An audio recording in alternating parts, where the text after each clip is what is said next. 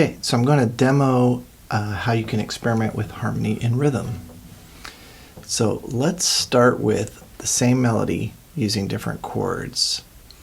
Okay, so I've got a lyric here. It's just a placeholder lyric. A letter's waiting on the table by the door.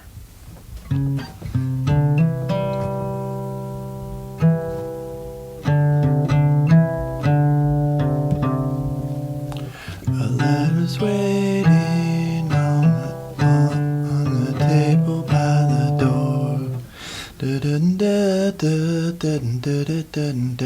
Okay, and I'll try different chords and see how that changes the melody.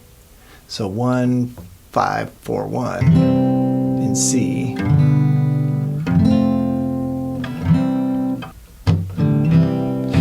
Letters waiting on the table by the door.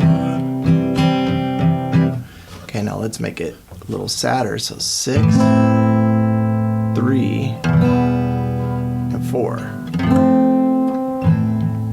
Letters waiting on the table by the door.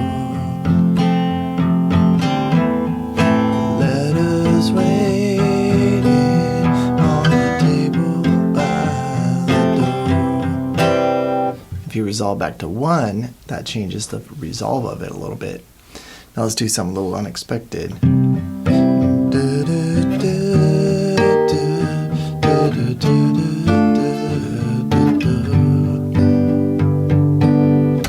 That was okay, but I'm going to go back to 1. So I'm going to play 1, flat 3 major, 2 minor, and back to 1.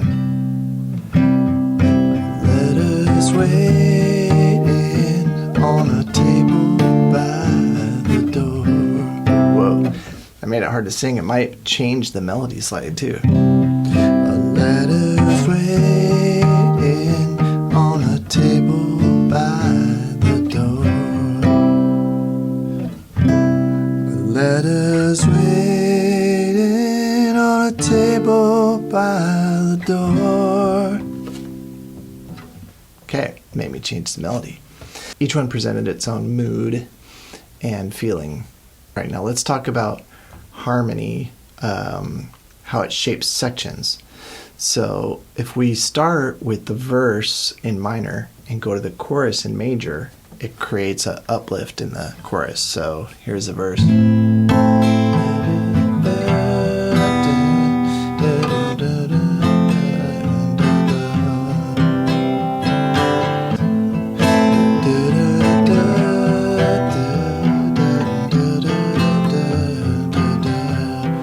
Chorus.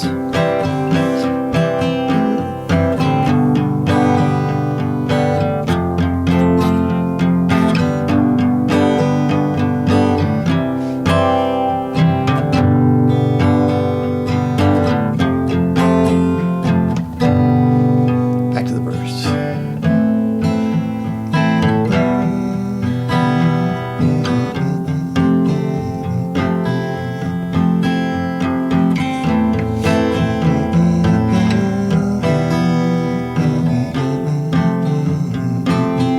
Chorus.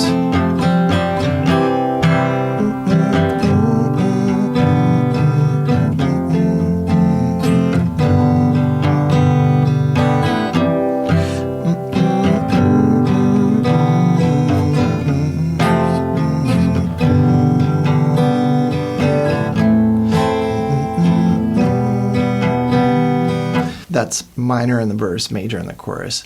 Now if you go verses major, letters waiting on the table by the door. I don't know if she's coming back no more. Chorus.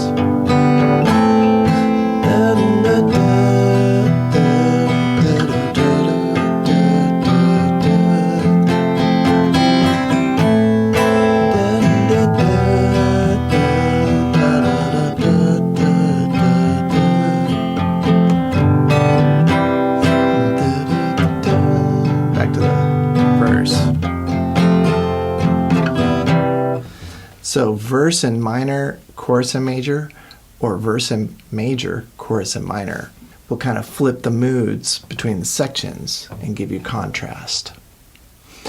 Okay, now rhythm swap. Let's say we take just a really basic 1-4-5 and change rhythms even. And you could do this with any chord progression just to show. So we got 1-5-4-5, and we're just going to play it slow ballad first.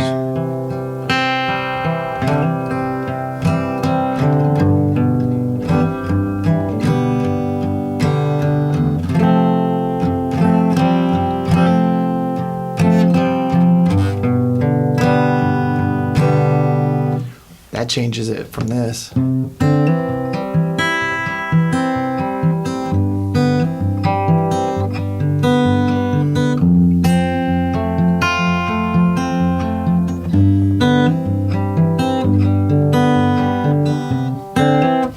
So a 6/8 strum versus a 4/4 finger pick, totally different feel, same chords. What about if you kind of made it a little more funky?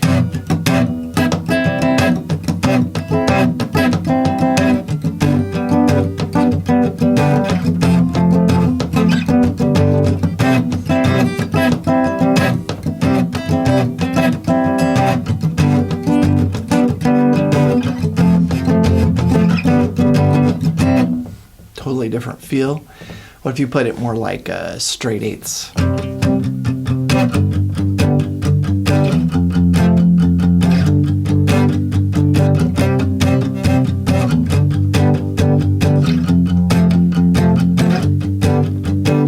Even just shifting the accent on the straight eighths makes a big difference. So if it's no accent, accent.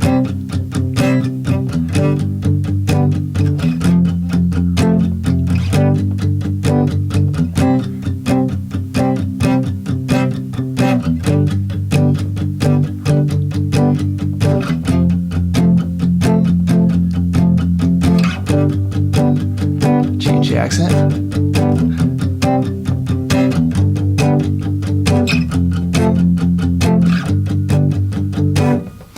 So even with just a straight eighth pattern, changing the accent alone changes so much of the feel. So when you combine all of this, you end up with a lot of options, and you can really kind of get creative with your harmony and your rhythm and how it supports the melody, which is the most important thing. Okay, so as you write your progressions, always think of the melody. It's helpful to have some kind of lyrics to work with, even if they're just placeholders. When it really starts to inspire a melody and some lyrics start coming, then you know you're onto something. If you're not inspired by a melody, or if your melody's not fitting the chords, then you have to keep working on the chords and the rhythm until it feels like it all gels, and then you start writing the lyrics all of a sudden, and you know you've got some harmony and some rhythm that is worth pursuing.